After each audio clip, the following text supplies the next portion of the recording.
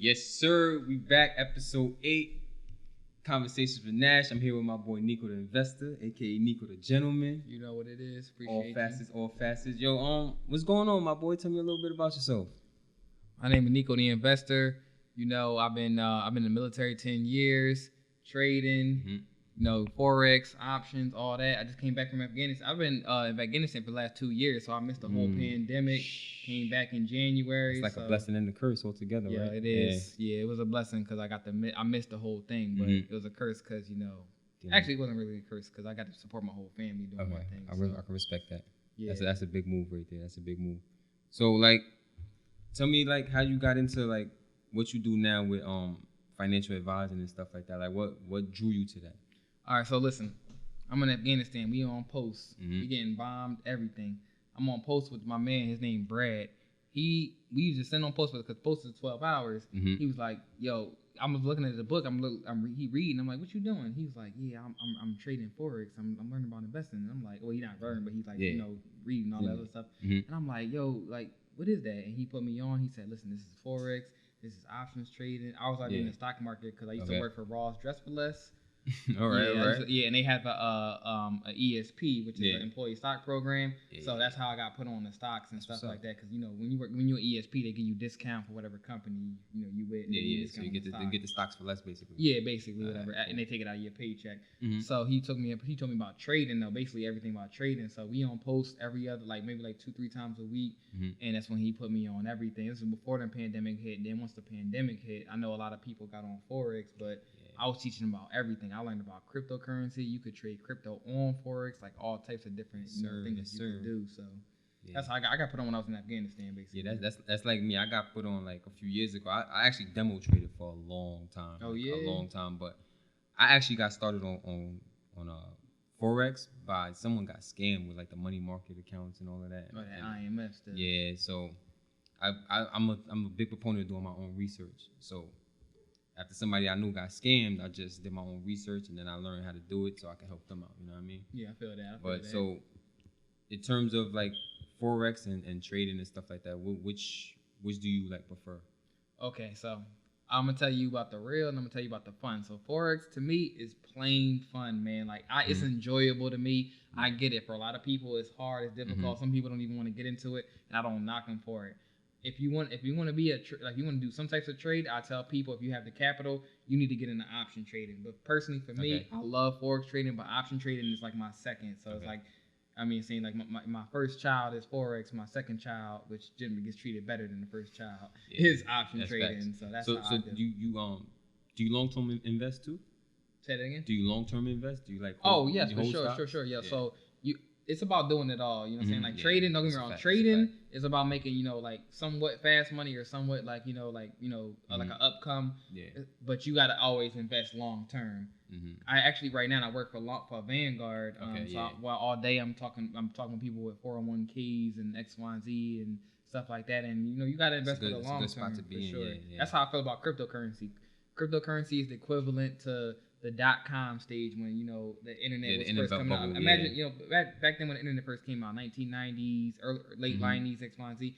It was all these internet companies, but that's we had the PayPals, we had the Amazons in there. Amazon was all the way back in like the phone company, the Bell companies, and all of that. All that. And it just trickled down to two. I think that's the same thing that's going to happen with the cryptocurrencies, because so many different cryptocurrencies out that at the end of the day, it's probably just going to be like Bitcoin. Obviously, that's not going nowhere. Definitely not. Ethereum ain't going nowhere. Ethereum, and then maybe Dogecoin might, you know what I mean, and Shibas and stuff like that.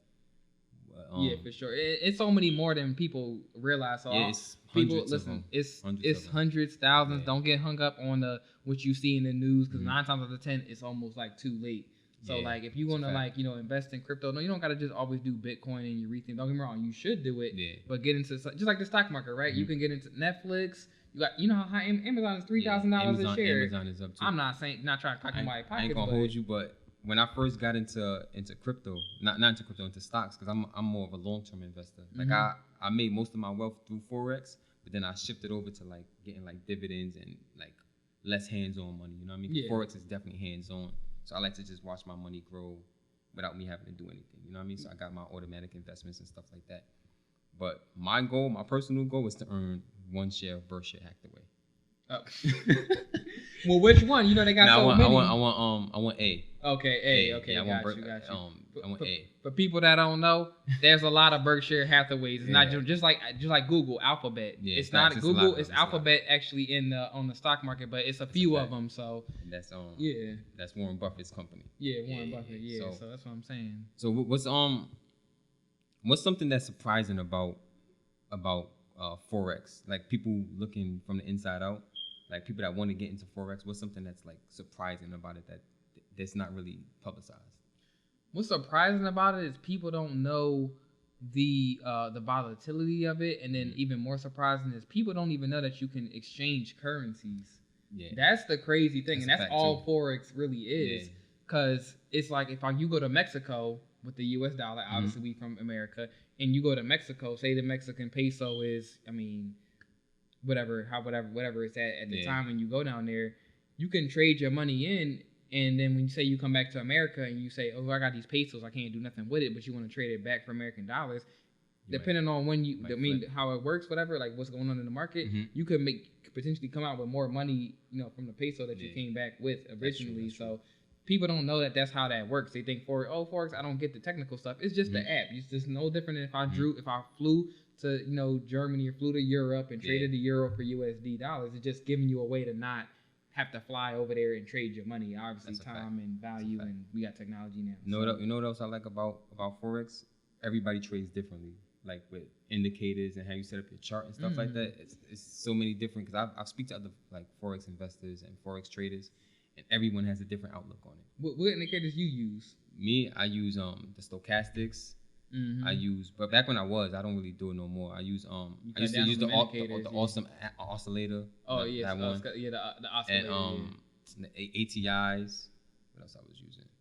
I wasn't using using some ones. Yeah, I was. Yeah. See me now that I'm like up there, volume, RSI, MACD, and then a regular MACD, and then EMAs. I use the 20, the 50, and the 200. I don't need nothing else. Yeah, even with the indicators, you gotta set it to your liking. You know what I mean? Because they have the auto indicators, but then you gotta fix it to yourself. Don't ever use those on auto. Like that's anything, whatever it is. And then what's that? Fibonacci. Oh no, you have to use that. Like that's Fibonacci. Fibonacci. That's an indicator, but that's more like something that you use at the time. You keep using it over and over again. So you definitely got to use it. I love Fibonacci. Yeah, Fibonacci sequence. You can't. It's undeniable. Like how do you feel about the transition from trading demo to trading live?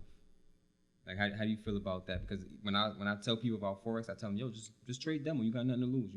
Trade demo until you get good, and then when they go live, it's like they feel like it's different. It moves faster and stuff like that. Do you agree with that? Do you think it moves faster? I feel like it depends on what broker you have. So when I started off with Trader's Way. Okay. It was a little different from when I was on the demo account versus a live. But now I still have a Trader's Way. Don't get me wrong. But I mainly have a Hugo's Way that I use now, and I swear it's not different. When I was on Eagles FX, I hated it. Yeah, I heard what I use is Owanda. I use Owanda. I never heard of that. Yeah, it's OANDA. Yeah, Owanda. Okay. Yeah, they pretty. Actually, cool. You know what?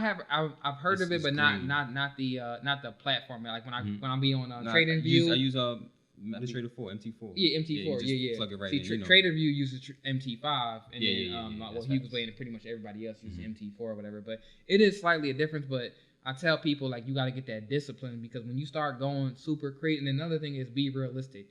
A lot of times when I'm teaching people who do Forex, man, you know how they give you 100,000, 50,000. I tell people, I say you can change it on. Depending on what your platform, but I know with like Hugo's Way, you can change it. So if you say you want to start a demo account, you can start it on like 5,000 or 1,000. You start it realistic. So I tell people 1,000. If you know you're not gonna put 1,000 in it, don't trade a demo account with 1,000. If you know you got 200 to spare, trade with a $200 demo account. You know what I mean? So it's more realistic to you. Yeah, exactly. Because I tell people all the time, the difference between if you got $1 million and I got $500 and we trade in Euro USD and do this, the only difference between the trade is you got $1 million, so you can have a higher lot size, and me only have 500. We could do the same exact trade. Them pips did that. Exactly. Them pips add up. I'm telling you. Exactly. That's my point. I tell people to focus on the trade, because if you and a millionaire got the same exact trade, if it's right, they just have more money than you. So don't focus on that, because the money is a side effect. It's going to come as you learn to trade and you further your money. And another thing is, don't be afraid of failure. That's another people. You fail, you fall. Listen. Go on YouTube and see how many people have failed accounts and stuff like that. Burn accounts is just a thing. If you never burned account, if you never, you ain't a real trader. I done lost 3. Accounts. My biggest account I had was $5,000, and I lost everything in there. What you did? You ain't put a stop loss, bro? Man, listen, man, that USD Nash 100 ain't no joke. That used to be my problem. I used to never put stop loss and take profits. No, I ain't gonna hold you. I put stop loss, but I misjudged it. See, you one of them wild west guns. Yeah, people, no, I just. At first, I just never really understood it, because I know the 30 for 1 process and shit like that. Yeah, the risk to reward. Yeah, I just never really understood it. Still to this day, I don't really understand it, but I always when I do trade, I always manage it like on my own. Yeah, so I never really do the stop loss. When I see my profit is at a place where I'm good, I'll cut it out. And then remember what you said earlier. It just depends on what type of trader you are. I'm never going to not say have a stop loss, because you should always have a stop loss. Don't follow my advice. I'll tell you, because you'll burn your account. Always have it. You're gonna burn your account. Always have a stop loss at some point. But sometimes, even though I'm a careful more trader now, sometimes you get in a trade and you just have to get in it, then in there. You don't have time for a stop loss. It's going crazy. It's blowing up. Adjust it later. Yeah, you can adjust it later. So, but like I say, that comes with experience. But whenever you're doing a trade, it's just like option trading. Get a stop loss. Get a point at time where you say, you know what? Because that's the benefit to Forex. Yeah. You can choose how much you want to win. You say you didn't get it, but that's really the point of it. You say, I only want to lose $50 in this trade. You do the math, and you have Forex calculators now. That was my problem. I knew the reason for it. I just didn't know the math behind it. Yeah. And nowadays, you don't have to understand the math. We have Forex calculators. So if you say, I want to get in USD at 1.63, and that you want to do a buy, you just can do them. They put in the calculator, say I want to no more than lose $20. It'll tell you what point to get in to only lose. Put it at. So you don't got to do the math. I mean, it's smart to be able to do both, but you don't have to do the math no more. We got calculators and internet and all that other stuff. Right. Serious question, right? Most traders that I speak to, they have a favorite pair. What's your favorite pair, bro? I'm not gonna lie. My favorite I know you got a favorite pair, bro. Is that US30. That US30. That's the indices that people don't know. Yeah, I never really traded though. I always traded like currency. Yeah, and don't get me wrong, the currencies is cool, but you make that real money. I'm probably not even telling you 100. I mean, now that I'm thinking about it, it's not even US30 no more, because ever since I learned that you can trade cryptocurrencies on Forex. Yeah. Oh my Lord. Been running it up. Monday through Friday, for people don't trade in the stock market, y'all gotta wait Monday through Friday. Yeah, cryptocurrency, I could trade Forex anytime I want. That's a whole anytime. Every what is it called? I keep forgetting the time frames, the time zones and shit like that. Oh yeah. So it depends. So it depends on which time frame you're on. Cause like usually it's so Forex is 24 hours.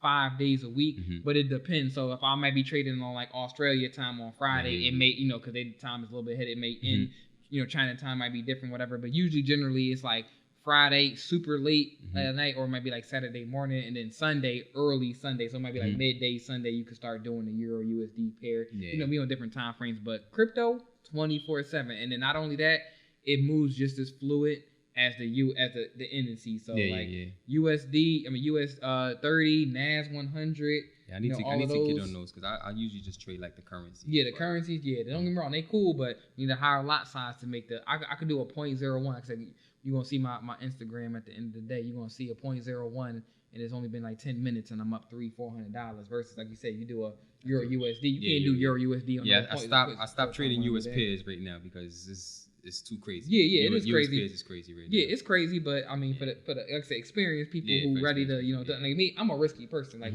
you got to figure out what type of trader / investor you are. Some people, like you just said, some people invest. They're like, oh, you know what? I don't want to be as risky. Me, I'm have a more higher risk tolerance than I feel like most average traders / investors, but I want to make sure that I don't want to teach that to I don't teach how I am. I teach how with what you do with your consultations is you find out that person's goal and work with their goal. Exactly. Yeah, and work with how they trade. Yeah, exactly. That's the first thing I ask you. They say, oh, I want to make $200-$300 a month. So, cause some people that's all they want to make. Good, yeah, it's like that's kind of what I was doing. I was making maybe about $50-$60 a day, but I was a day trader. Like I only did one trade a day. Oh, okay. And if my indicators didn't give me a signal, you wasn't with it. I'm good. Gotcha. You know what I mean? So I was very disciplined in that aspect. You know what I mean? Yeah. Now I respect that, and it all depends. Like, to be completely honest, like a lot of my customers, well, I wouldn't say a lot. I'll say 60% of my customers, they're single moms. So you know what they say? They say, oh, well, you know what? I work a job, but I have to get my kids at this time, and then I'm in school or might be doing something extracurricular or whatever they got going on. So shout out to the single moms. Yeah, exactly. Definitely shout out to the single moms that especially the ones that I taught, whatever. But that's what I'm saying. They may not be able to, trade whenever they want. Like me, I work from home right now, and then like I said back then when I was learning, I was in Afghanistan, so I had the time to trade. So, but everybody can't be attentive to their phone. They can't be like, I can just pull my phone out, or I don't get alerts right there. They even have a job that takes time out of their job. Yeah, that's why I went more into stocks and just dividend stocks and automatic investments. Yeah, exactly. You know what I mean? I know how much. All it's all automated for me. You know what I mean? Yeah, exactly. And that judgment, that's smart, whatever. So me, like I said, I do both. I don't feel like there should be, personally for my life, I don't feel like there should be a cap on it. I can do the long term. I can do the short term. Give me some type of dividends from something. That's a like fact. I want it from everywhere, you know what I'm saying? When I can take advantage of it, like today, I'm upset at myself. I am mad that I work and that I'm not almost half a millionaire or multi-millionaire because I wanted to get in, what was the Donald Trump stock firm? He just created his own social media platform, DWAC, I think it is. It just had a, what's it called? It just dropped recently? It just dropped today. Oh, word? Yeah. See, I didn't even know about that. Yeah, it's called DWAC is the ticker symbol. Yeah. Today, you can see it. 356% just IPO today. And then you can see after hours it's up 153%. But it doesn't have option trading yet. But I know a lot of people. I'm in a lot of groups talking to a lot of people. I know some people that got in that when it was $10, when it was $5, when it was $15, and they had, I'm talking about multiple shares, and they up thousands just because of that. And if they held, they're gonna be up even more because as you can see, after hours it's even crazy. Like I said, you said you was a day trader, so you know the game, whatever. And so, in day trading, that's how day trading works. You got to be attentive. I miss being able to day trade. I used to day trade more so when I was in Afghanistan. When I came back, like I'm talking about the whole screen, big short type stuff. I'm talking about I got 2 screens set up. I know. I'm typing it up. I done seen those YouTube videos and like trying to learn like how other people trade and get little tips. You know what I mean? Little tips here and there. Yeah, and day trading is fun, man. Like it's fun. Like I miss it. Like it's like you got the 2 screens here. I'm telling you, I got one screen right here with this stuff. Got the charts up, drawing it up, and that's on TD Ameritrade where I mainly because Robinhood don't got the charts. I saw that whatever. But yeah, TD Ameritrade, old school. You know what I'm saying? That's what I do, man. So what like for people that's just getting in, like what's your main advice, like your main thing to watch out for? Okay, my main advice for people just getting in, get in. I don't care if you want to put in $5. I don't care if you want to put in $50. I don't care if you want to put in $500. You need to be investing. It's not we don't live in a time where it's a luxury. I mean, where you can just do it casually. It's a necessity. Okay, our parents. Fortunate for them, but unfortunate for us, they had the luxury where they could just work a job for 15, 20, 30 plus years. My mom been working for the same job since 19, and she's 55, and she can just do what she got to do, put money into her little IRA account, Roth IRA, and stuff like that, and be cool. And even still, she's still going to get investing because her son does it. But, I mean, she can literally be comfortable and do her thing. But we don't have that. And if you have kids, they definitely don't have that. They need to be investing. You need to be investing. If you have kids, they have this thing called a custodial account. You can put money in their account, take money out of your check, put it in their account, or however many you can split it up, whatever. And then when they turn 18, they can take over that account fully legally. Yeah, you need to be investing. We was just talking about that on the last episode too. The making sure your kids are good, man. Yeah, for sure. And if y'all not gonna listen to me, definitely listen to my man. I'm not telling you wrong. Listen, I work for Vanguard. Like I said, I can't give no details, but I was working this one case. This participant, they was getting ready to activate their child's account because they were 17, like 17 and turning 18 in like 3 days. Yeah. You know how much that child that teenager was coming out with? At least $1 million. They did it right. $300K at 18. That's shit. You know what I will be doing with my life if I had $300K when I turn 18? They set. They set. And usually in those situations, like if you got parents that's ahead of the game like that, you probably gonna get, college scholarships and everything. Yeah, and exactly. The kid is on the right path, you know what I mean? So if college is paid for and that's just free cash, you know what I mean? Yeah, exactly. That's my point. They can take that money, they can invest with it, they can keep it up. And one thing that to let people who know who beginning, I know is kill the rumors. Oh, you can lose money. Oh, I hear people losing the stock market. Oh, I watched a movie and people jumped off the building only because of the stock market. I don't hear none of that. You know why? Because you can look at it yourself. Go look at the stock market. All three indices that makes up is the Dow Jones, the Nasdaq, and the S&P 500 that mainly make up our whole economy, our country. The stock market has never failed to recover from a crash. I tell them that all the time. If you look at it in the big picture, it's always up. Yeah, if you look at from 2008 to 2008 stock market crash to 2009, guess what? It looks wary because it sucks. But if you look at from the time it started or from 10-year increments, guess what? All the way up. There is no losing with that. And that's how investing works. And the another thing, like this is probably my third main point with that, is investment takes long. Warren Buffett, he is a billionaire. He is simple. He lives in the same house since 1950. He still to this day drives a 2003 Cadillac. It's easy to get wealthy and to get rich. His most famous line is, people don't want to get rich slow. Yeah, everybody wants to get rich overnight. Everybody wants to get rich in a year or two. And I'm not saying that doesn't happen or that it can't happen for, if it happens. I'm not trying to say it's luck because it's not.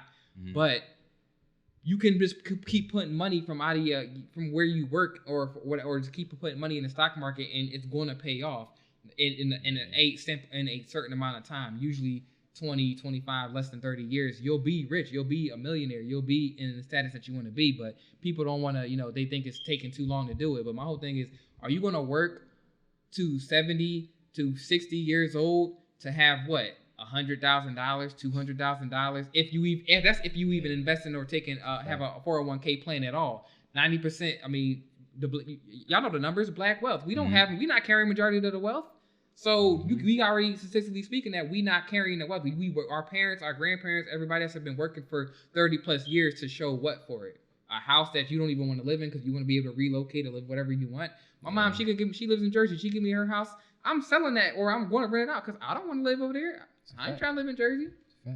So They say from 65 to 85, you need $2 million to live, like without having no income coming in. So and that's speaking obviously probably pro-COVID. Now who knows the future? Trust me, it's going to change. Like I said, just like how the internet changed for people back then in the 1990s, 1999. Yeah. That's what's happening right now with cryptocurrency. The dollar, trust me, inflation, the dollar, all of this stuff. There's certain California, New Jersey, Texas. They already put out a ban on vehicles being sold, that gas vehicles, whatever, by 2035. I saw how many people I talked to. Oh, I got my car. I'm saving for my kid when they get older. With that, that's where they gonna fill up at? That's why with that you gotta learn too, because I got a lot of copper. I got a lot of copper stocks. Okay. Because without copper you can't make those cars. Yeah. So that's smart too. You need that. So in the long run, I invest now while it's low, but by 2035 when copper is like essential. Yeah, for sure. Same thing with electronics. You need copper for these, these wires and all of that. Yeah, and that ain't going nowhere. So get into them copper stocks. Get into copper, palladium. Palladium too. Palladium is a big one. All y'all iPhones, everything that y'all need to be looking into what your iPhones, and then get it. Look, we got an iPhone, right? Everybody got an iPhone, right? Don't think to just get Apple stocks. Think bigger than that. Apple don't just make all of their products. You know what they do? They buy their products. All them chips that's in the Apple and iPhone 13, whatever this came out, it's not just all Apple. They buy their certain products, certain chips, whatever, AMD, all of those companies like that. They buy them. They buy the chips and stuff and the processing systems for Apple, but the Apple don't just own the stocks. Even your screen, Apple don't own a screen. That's That's not patent. It's not an Apple company, whatever. That's just like Samsung or something like that. Yeah, exactly. Yeah. So what with that? Give me 1 second. Go ahead, take your time. What do you think makes a good a habit of a good trader? Like, what's the number one habit that you need as a trader? Discipline. All right. Number one for anything is discipline. Don't get scared. What's that phrase? FOMO. FOMO. Fear of missing out. Fear of missing out. There's no such thing of missing out. People think, oh, because Bitcoin is at $66,000, it's too late. Yeah, that's a fact. It's cap. It's not real. That's a fact. So you put it in your mind, or you reading too much, and they telling to you, because they said the same thing. What, at 29,000? They said the same thing at 40,000. You can get in now, and Bitcoin even right now is 66,000, and it went down I think like 4 or 5% today. But they're really projecting now, especially by the end of the year, and if not a little bit after the end of the year, 100K. And if it ain't even at the end of the year, it's definitely by the end of the next year. And a lot of things people don't understand is that you don't need the 60,000. You can invest 100. You know, just get those little pieces in now. You know what I mean? And over time, just keep adding to it. Yes. People think, oh, 60,000. I don't have $60,000. That's fine. You don't need it. You just need to be in it. You know what I mean? Even if you put $100 in, that's a little growth, but exactly. It counts, you know what I mean? And y'all really gonna be tripping out when you walk into work and they say we're no longer doing it, but 9 times out of 10 starting off, we're going to be offering options to get paid in cryptocurrency. It's already happening. There's NFL players getting paid in it. There's musicians. There's some companies that's doing it right now. There's stores other than Whole Foods and all them Amazon stores, whatever. Certain Walmart stores and some other stores that you can walk in and pay in cryptocurrency. Yeah, PayPal, they're killing the game. They're about to acquire Pinterest. They're changing the way that it works. PayPal is the Amazon of the financial world. So when you be able to do all types of payments, like I said, Amazon, everything, you gonna kill it. You gonna be getting paid in crypto at one point in time. So I'm gonna give you the final word. What you think? Like it could be about anything. It could be about stocks. It could be about the sky being blue. What's one thing you want to tell the world today? The one thing I want to tell the world is that I want you to understand that it's never too late to do what you got to do and to live your dreams. And I'm not saying that just for investments, just with anything you want to do. Starting a business, getting into the stock market. People think it has an age cap. I do consultation with people that's 21, 30, 40, 50, even 60. 79. It's never too late to get into investing. It's never too late to start your business. It's never too late to do whatever you want to do. Because at the end of the day, everything we do in life is an investment. If I want to eat healthy, I'm investing in my health. If I want to trade or invest in the stock market, I'm investing in my wealth. If I love my kids so much, want to invest in my kids, I'll take them to football practice, be there every single game. Everything you do in life, you need to start thinking as a mentality as an investment. And as long as you think of life as an investment and what you want to really invest in, it's no such thing as losing. Losing is imaginary. It's fake. It's unreal. You can't do it. That's crazy. Every guest says the same thing. You cannot lose when you're doing what you want to do. You know what I mean? But with that, that's Nico the Investor. Nico the Gentleman. Thank you, bro. I appreciate you for coming through. Everything's in the link in the bio. Hit them up. Get your money right. Y'all already know. That's what we do, baby.